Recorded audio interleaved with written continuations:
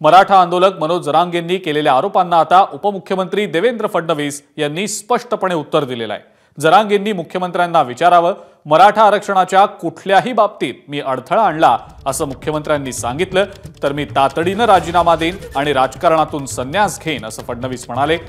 मुख्यमंत्री एकनाथ शिंदेंनी सुद्धा फडणवीसांच्या वक्तव्याला दुजोरा दिलेला आहे।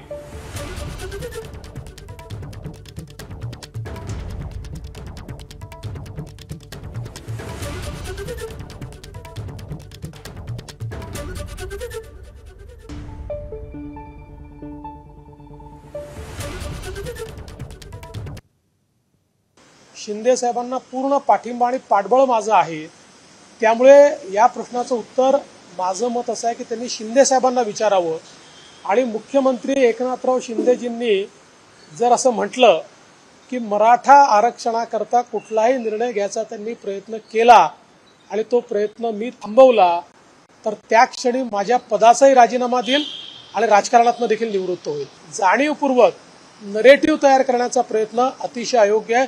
मी पुन्हा एकदा सांगतो, शिंदे साहेबांनी जर या ठिकाणी सांगितलं की मराठा आरक्षणाकरता त्यांना निर्णय घ्यायचा आहे आणि त्या निर्णयामध्ये मी अडथळा निर्माण केलाय, मी निर्णय होऊ दिला नाही, त्या क्षणी राजीनामा देईल आणि मी राजकारणाचा संन्यास देखील देईल। त्यांच्या म्हणण्यामध्ये तथ्य आहे, वस्तुस्थिती आहे।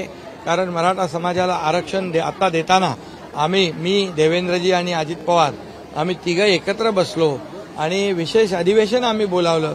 प्रत्येक मीटिंगमध्ये या ठिकाणी देवेंद्रजी होते प्रत्यक्षपणे आणि जो आपण मराठा आरक्षण देण्याचा कायदा जो केला त्यामध्ये देवेंद्रजींची मोठी मोलाची भूमिका होती आणि मराठा समाजाला आरक्षण जे 10% देण्याचा निर्णय आम्ही घेतला तो आज कोर्टामध्ये त्याला विरोध करायला कोण गेले ते बघा आधी।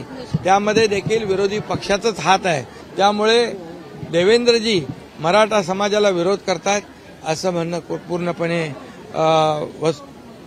चुकीचं आहे।